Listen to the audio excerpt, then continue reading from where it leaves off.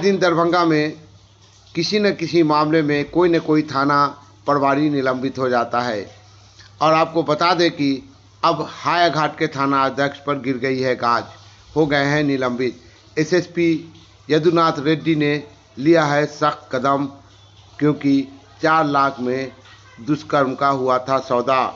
जी हाँ, आपको बताते चले कि हायाघाट के थाना अध्यक्ष को निलंबित करने के लिए एसएसपी यदुनाथ रेड्डी ने मिथिला क्षेत्र के डीआईजी बाबूराम को अनुशंसा कर दी है।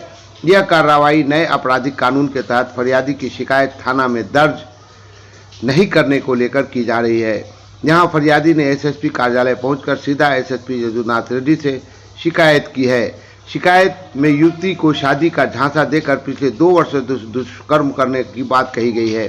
साथ ही परिजनों को शिकायत करने पर मां के साथ भी छेड़खानी करने का आरोप लगा है। एसएसपी यदुनाथ रेड्डी के जनता दरबार में उक्त फरियादी महिला ने आकर आप बीती सुनाई। शिकायत सुनते ही एसएसपी यदुनाथ रेड्डी ने तत्काल एक्शन लिया। हमको ये एप्लीकेशन लेके आए थे, हमको आज संज्ञान में आया और प्रथम दृष्टि से हमको लगा कि थानाध्यक्ष की गलती है। उसी के लिए हम निलंबन की कार्रवाई के लिए हम डीआई सर को रेकमेंड कर रहे हैं आज, और डीएसपी साहब को जांच दे रहे हैं और आज ही सर्कल इंस्पेक्टर को भेज रहे हैं। हम जाके उसको एफआईआर दर्ज होगा और अनुसंधान में जो भी अग्रतर कार्रवाई होगा हम लोग कार्रवाई।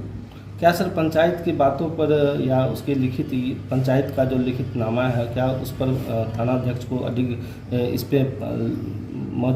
पे अपनी सहमति होनी चाहिए था? क्या थानाध्यक्ष को तुरंत संज्ञान लेके उसको एफआईआर करना चाहिए था, उन्होंने नहीं किया है और उसमें जांच में हम दे रहे हैं। अगर उसका साबित हुआ तो डिपार्टमेंटल प्रोसीडिंग होगा और अभी तुरंत हम उनको सस्पेंड करने के लिए, क्योंकि इंस्पेक्टर रैंक ऑफिसर है कि डीआई से सस्पेंड करते हैं, हम उनको रेकमेंड करके भेज रहे हैं और इसके बाद हम लोग अग्रतर कार्रवाई जो एफआईआर करके उसका जो अनुसंधान है सही तरीके से जो कानून में करना है हम लोग सख्ती से कार्रवाई करेंगे। सर क्या पंचायत को इस तरह का फैसला लेना चाहिए था? नाबालिग ये गलत है, नहीं करना चाहिए, कानून के हिसाब से गलत है। तो क्या सर उसमें उप मुखिया भी है जिन्होंने ये पंचायत किया है, जबकि पंचायत नामा भी बना है? जो भी हो गलत है, जो भी एफआईआर होने के बाद अनुसंधान में जो भी इसमें दोषी पाए जाएंगे उनके ऊपर सख्ती से कार्रवाई किया जाए।